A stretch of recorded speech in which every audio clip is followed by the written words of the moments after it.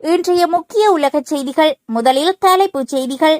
ஈரானின் அடுத்த தலைவர் தெரிவு, முக்கிய முடிவெடுக்கவுள்ள ட்ரம்ப், அடுத்த கட்டத்தை நோக்கி செல்லும் போர்க்களம். தீப்பிடித்து எரியும் அமெரிக்க கப்பல், ஈரான் வெளியிட்ட அதிரடி அறிவிப்பு. யாரும் வெளியே வர வேண்டாம், கட்டாரில் உயர் பாதுகாப்பு எச்சரிக்கை விடுப்பு. அமெரிக்காவின் டோர்பிடோவுக்கு இலக்கான ஈரானியர்கள், இலங்கைக்கு வந்த உத்தியோகபூர்வ அறிவிப்பு. ஈரானின் மிலேச்சத்தனமான தாக்குதல்கள், வளைகுடாவுக்கு விரையும் இத்தாலிய வான் பாதுகாப்பு படை. அஜர்பைஜான் விமான நிலையத்தில் விழுந்த ஈரானிய ஏவுகணைகள், மறுக்கும் ஈரான். உயிரை காப்பாற்றிக் கொள்ளுங்கள், லெபனானுக்கு இஸ்ரேலின் அதிரடி அறிவிப்பு. பிரித்தானியர்களை பாதுகாப்பதே முன்னுரிமை, சற்று முன்னர் ஸ்டார்மர் வெளியிட்ட தகவல். ஈரானிய புலனாய்வு பிரிவுகளை வேறறுக்கும் இஸ்ரேல், ஏவப்பட்ட 5000 குண்டுகள், IDF-இன் மிரள வைக்கும் தகவல். அதிரடியாக களமிறங்கிய ஐக்கிய அரபு எமிரேட்ஸ், ஈரானிய தாக்குதல்களுக்கு பதிலடி கொடுப்பதாக அறிவிப்பு. பணிகளை நிறுத்தியுள்ள குவைத்தில் உள்ள அமெரிக்க தூதரகம். திரிபோலியில் ஹமாஸ் தளபதி கொலை. இனி விரிவான செய்திகள். ஈரானின் அடுத்த தலைவர் தெரிவு, முக்கிய முடிவெடுக்கவுள்ள ட்ரம்ப், அடுத்த கட்டத்தை நோக்கி செல்லும் போர்க்களம். ஈரானின் அடுத்த தலைவரை நியமிக்கும் செயல்முறையில் தானும் ஈடுபட வேண்டியது அவசியம் என அமெரிக்க ஜனாதிபதி டொனால்ட் ட்ரம்ப் கூறியதாக அமெரிக்க ஊடகம் அசியோஸ் செய்தி வெளியிட்டுள்ளது. ஈரானின் அடுத்த தலைவரை தேர்வு செய்வதில் வெனிசுலா மாதிரியான தீர்வை நடைமுறைப்படுத்த ட்ரம்ப் முயற்சிக்கிறாரா என்ற கேள்வியும் எழுந்துள்ளது. பொதுவாக ஈரானின் உச்ச தலைவரை தேர்வு செய்வது அசம்பிளி ஆஃப் எக்ஸ்பர்ட்ஸ் எனப்படும் அமைப்பின் பொறுப்பாகும். அந்த அமைப்பை இஸ்லாமிய குடியரசின் உச்ச தலைவரை நியமிக்கிறது. ஆனால் தற்போது அந்த முடிவில் தனிப்பட்ட முறையில் தானும் கருத்து சொல்ல விரும்புவதாக ட்ரம்ப் தெரிவித்துள்ளார். அசியோக்ஸுக்கு அளித்த நேர்காணலில் மறைந்த உச்ச தலைவர் அலி கமேனியின் 56 வயது மகன் முஸ்தபா அலி கமேனியுடன் இணைந்து பணியாற்றும் வாய்ப்பை அவர் நிராகரித்துள்ளார். அவர்கள் நேரத்தை வீணாக்குகிறார்கள், கமேனியின் மகன் பலவீனமானவர் என்று அவர் குறிப்பிட்டுள்ளார். யாரும் வெளியே வர வேண்டாம், கட்டாரில் உயர் பாதுகாப்பு எச்சரிக்கை விடுப்பு. கட்டாரில் நாடளாவிய ரீதியில் அச்சுறுத்தல் நிலை உயர்த்தப்பட்டுள்ளதாக அறிவிப்புகள் வெளியாகியுள்ளன. இது தொடர்பில் கட்டாரில் உள்ள அதிகாரிகள் பாதுகாப்பு அச்சுறுத்தல் நிலை உயர்த்தப்பட்டுள்ளதாக அங்குள்ள மக்களுக்கு உயர்ந்த அவசர எச்சரிக்கையை அனுப்பியுள்ளதாக தெரிவிக்கப்படுகிறது. கட்டாரின் தலைநகரமான தோஹாவில் பல வெடிச்சத்தங்கள் கேட்டதை தொடர்ந்து இந்த எச்சரிக்கை விடுக்கப்பட்டுள்ளதாக சர்வதேச ஊடகங்கள் செய்தி வெளியிட்டுள்ளன. தீப்பிடித்து எரியும் அமெரிக்க கப்பல், ஈரான் வெளியிட்ட அதிரடி அறிவிப்பு.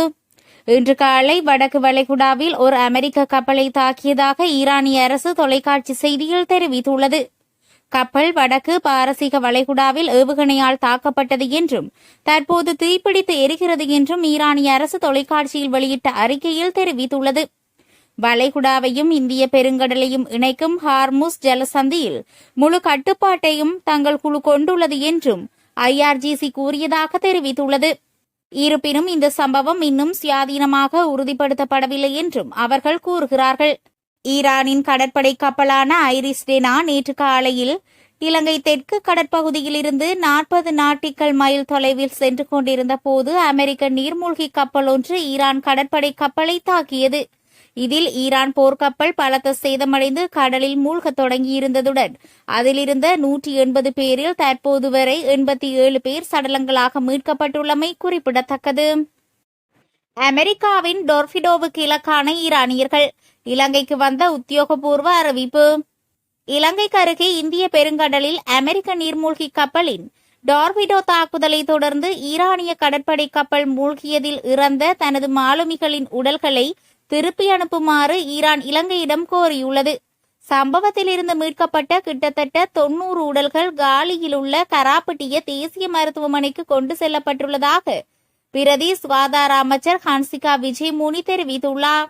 இந்நிலையில் குறித்த உடல்களை ஈரானுக்கு திருப்பி அனுப்ப வேண்டும் என்று ஈரானிய அரசாங்கம் இலங்கை அதிகாரிகளுக்கு அதிகாரப்பூர்வமாக அறிவித்துள்ளதாகவும் திருப்பி அனுப்புவதற்கான ஏற்பாடுகள் செய்யப்பட்டு வருவதாகவும் அவர் கூறினார். அந்த ஏற்பாடுகள் முடியும் வரை உடல்கள் மருத்துவமனையின் குளிர்சாதன கிடங்கு வசதிகளில் வைக்கப்படும் எனவும் அவர் குறிப்பிட்டார். ஈரானின் மிலேச்சத்தனமான தாக்குதல்கள், வளைகுடாவுக்கு விரையும் இத்தாலிய வான் பாதுகாப்பு படை. வளைகுடா நாடுகளுக்கு வான் பாதுகாப்பு உதவியை இத்தாலி அனுப்பும் என்று அந்நாட்டு பிரதமர் மெலோனி தெரிவித்துள்ளார். ஈரானிய வான் தாக்குதல்களை எதிர்கொள்ளும் வகையில் வளைகுடா நாடுகளுக்கு வான் பாதுகாப்பு உதவியை இத்தாலி அனுப்ப திட்டமிட்டுள்ளதாக பிரதமர் மெலோனி தெரிவித்துள்ளார். பிரித்தானியா, பிரான்ஸ் மற்றும் ஜெர்மனி போலவே இத்தாலியும் வளைகுடா நாடுகளுக்கு குறிப்பாக பாதுகாப்பு துறையிலும் குறிப்பாக வான் பாதுகாப்பு துறையிலும் உதவியை அனுப்ப விரும்புகிறது என்று மெலோனி சுட்டிக்காட்டியுள்ளார். இது அவர்கள் நட்பு நாடுகள் என்பதால் மட்டுமல்ல, எல்லாவற்றிற்கும் மேலாக பல்லாயிரக்கணக்கான இத்தாலியர்கள் இப்பகுதியில் வசிக்கின்றனர். சுமார் 2000 இத்தாலிய துருப்புகள் அங்கு நிறுத்தப்பட்டுள்ளதாகவும் ஆகும். நாங்கள் விரும்பும் பாதுகாக்க வேண்டிய மக்கள் அவர்கள் என்று மெலோனி மேலும் கூறியுள்ளார். அஜர்பைஜான் விமான நிலையத்தில் விழுந்த ஈரானிய ஏவுகணைகள் மறுக்கும் ஈரான். ஈரானின் பிரதி வெளிவிவகார அமைச்சர் காசெம் கரிபாபாதி அஜர்பைஜான் மீதான தாக்குதலை ஈரான் மேற்கொண்டதாக வெளியான தகவலை மறுத்துள்ளார். முன்னதாக ஈரானிய ட்ரோன்கள் 2 நக்சிவன் பிரதேசத்தை தாக்கியதாகவும் அதில் ஒரு விமான நிலைய கட்டிடம் அடங்கும் என்றும் கூறியது. ஈரான் இஸ்லாமிய குடியரசு அஜர்பைஜான் குடியரசை குறிவைக்கவில்லை என்று ஈரானின் தஸ்னிம் செய்தி நிறுவனம் வெளியிட்ட கருத்துக்களில் கரிபாதி கூறியுள்ளார். நாங்கள் எங்கள் அண்டை நாடுகளை குறிவைக்கவில்லை. ஈரானின் கொள்கை அதன் எதிரிகளின் ராணுவ தளங்களை தாக்குவது மட்டுமே என்று அவர் கூறியுள்ளார். உயிரை காப்பாற்றிக் கொள்ளுங்கள், லெபனானுக்கு இஸ்ரேலின் அதிரடி அறிவிப்பு. பெய்ரூட்டில் தெற்கு புறநகர் பகுதிகளில் வசிப்பவர்களை உடனடியாக வீடுகளை விட்டு வெளியேறுமாறு இஸ்ரேல் எச்சரித்துள்ளது. பெய்ரூட்டின் தெற்கு புறநகர் பகுதிகளில் வசிப்பவர்கள் தங்கள் உயிரை காப்பாற்றிக் கொள்ள உடனடியாக தங்கள் வீடுகளை விட்டு வெளியேறுமாறு இஸ்ரேலிய ராணுவம் அச்சுறுத்தல் விடுத்துள்ளது.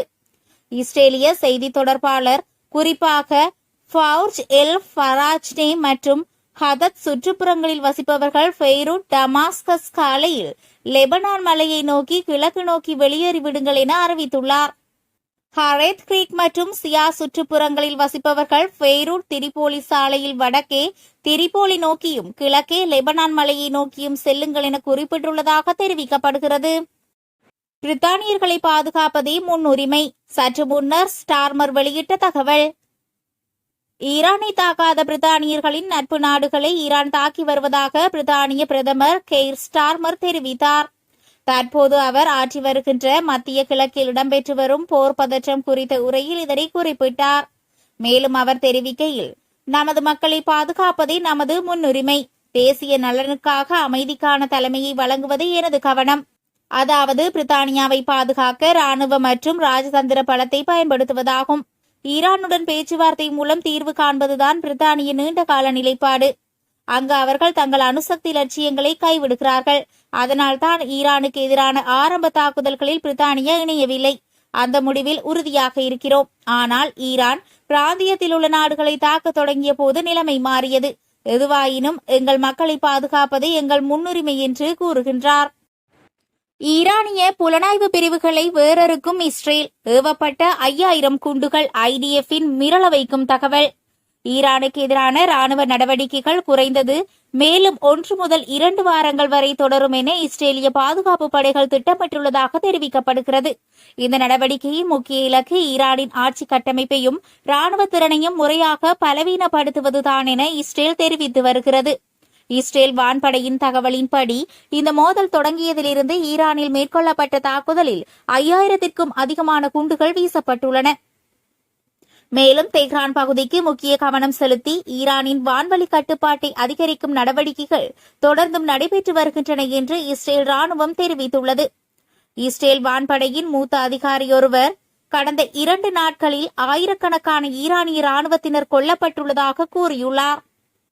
ரமாத் டேவிட் வான்படை தளத்தின் தளபதி கர்னல் அலெஃப் வெளியிட்ட காணொலியில் கிழக்கு தெஹ்ரானில் உள்ள பெரிய ராணுவ வளாகம் மீது மேற்கொள்ளப்பட்ட தாக்குதலில் தாம் பங்கேற்றதாக தெரிவித்துள்ளார். குண்டுகளை வீசுவதற்கு சில வினாடிகளின் முன் சுற்று பார்த்தேன். என்னை சுற்றி டஜன் கணக்கான போர் விமானங்கள் பறந்து கொண்டிருந்தன.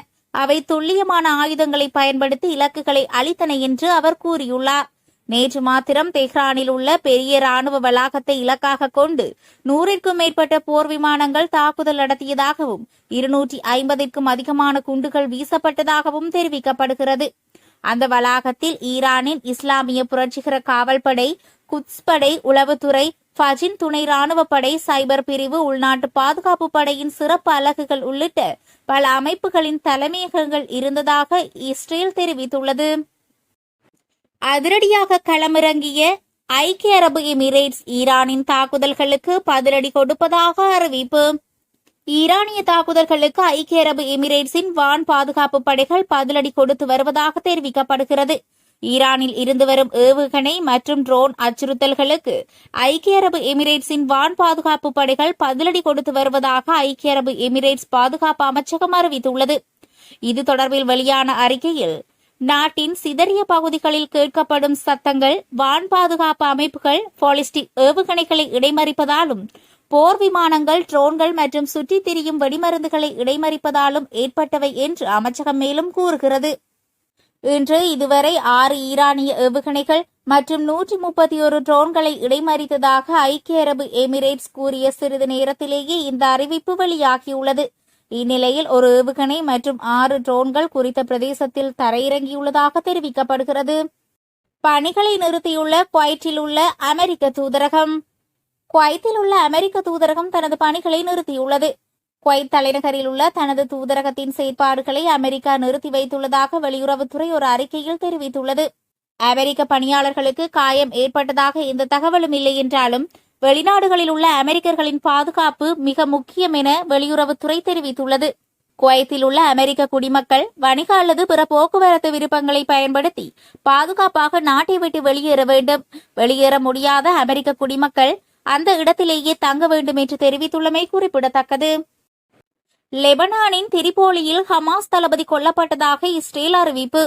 லெபனானின் வடக்கு நகரமான திரிபோலியில் மேற்கொள்ளப்பட்ட தாக்குதலில் ஹமாஸ் அமைப்பின் தளபதி வாசிம் அத்தல்லா அலி கொல்லப்பட்டதாக இஸ்ரேலிய ராணுவம் அதிகாரப்பூர்வமாக அறிவித்துள்ளது. இஸ்ரேலிய கடற்படை வீரர்கள் இந்த தாக்குதலை முன்னெடுத்ததாகவும், கொல்லப்பட்ட அலி ஹமாஸ் போராளிகளுக்கு பயிற்சி அளிப்பதில் முக்கிய பங்காற்றியவர் என்றும் டெலிகிராம் வாயிலாக வெளியிடப்பட்ட அறிக்கையில் தெரிவிக்கப்பட்டுள்ளது. இருப்பினும் இந்த சம்பவம் குறித்து ஹமாஸ் தரப்பிலிருந்து இதுவரை எந்தவொரு பதிலும் அளிக்கப்படவில்லை. லெபனான் மீதான தனது தாக்குதல்களை இஸ்ரேல் தீவிரப்படுத்தி வரும் நிலையில் இன்றைய தினத்தில் மட்டும் குறைந்தது 8 பேர் உயிரிழந்துள்ளதாக தகவல்கள் தெரிவிக்கின்றன.